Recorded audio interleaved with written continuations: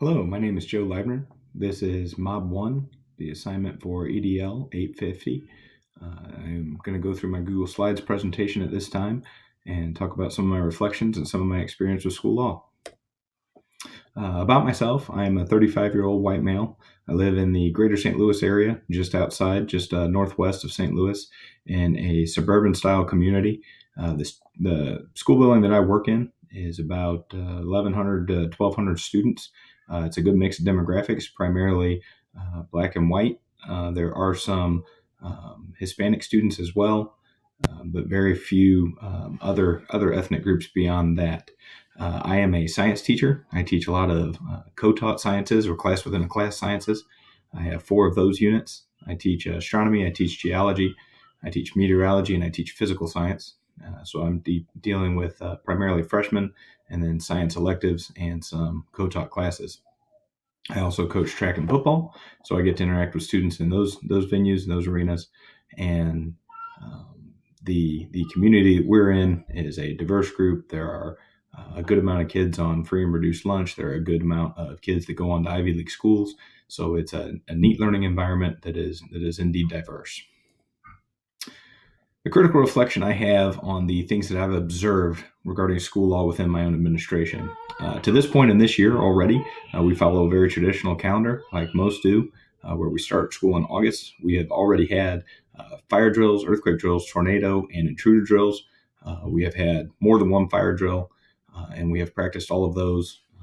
We do a really good job of making sure that those things are communicated beforehand so that we are expecting them, so that everybody's on the same page. And the state and school board guidelines for each and every one of those have been followed pretty well. They go over all those with us in pre-year meetings. I've also got to experience several IEP or RED meetings, RED or the reevaluation of IEP meetings, and I've gotten to experience some of the paperwork and some of the legal terminology that's used there.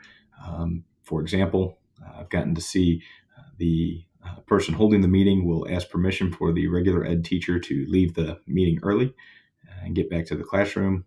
They always offer the paperwork. They always make sure that they fill out all of their data boxes and all of their queries within the documents very thoroughly, and always make sure that everybody leaves understanding what was said. As far as the learning environment, they do indeed do a great job of giving a safe and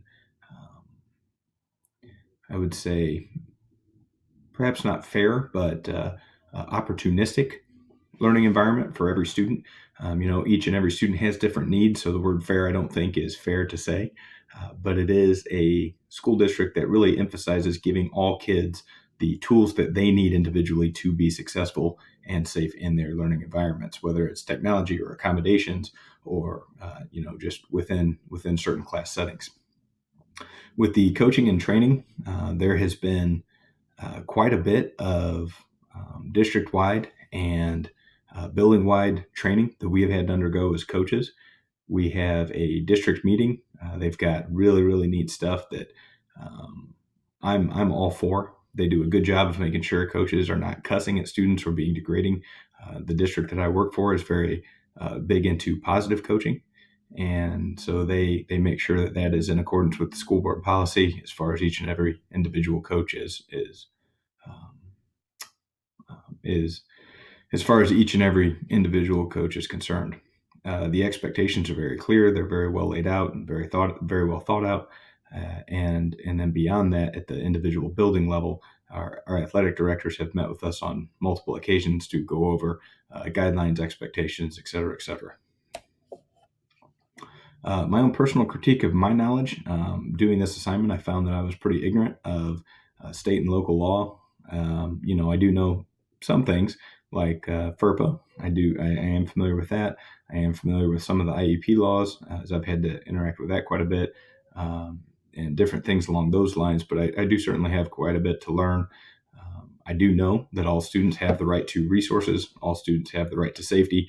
And I don't know that this is a law as much as something that I have seen proliferate throughout the school board policies and laws that I've seen is an underlying theme that all students have the right to be loved. And what I mean by that is that it appears as though while we may not say that in legal form, that's generally what we're trying to do. We're trying to show those students that we love and that we care about them, and that we're giving them the opportunities and the resources that they will need individually to be successful.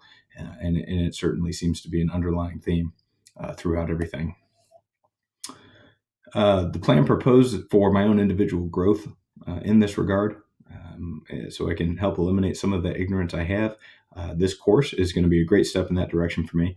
Also, paying attention to our school board minutes and policies as I go throughout my own career, and just a continued dialogue with other teachers, administrators, athletic directors, coaches throughout, just to continue to make sure that I'm caught up. I'm where I need to be, providing the best opportunity I can for each and every one of these students.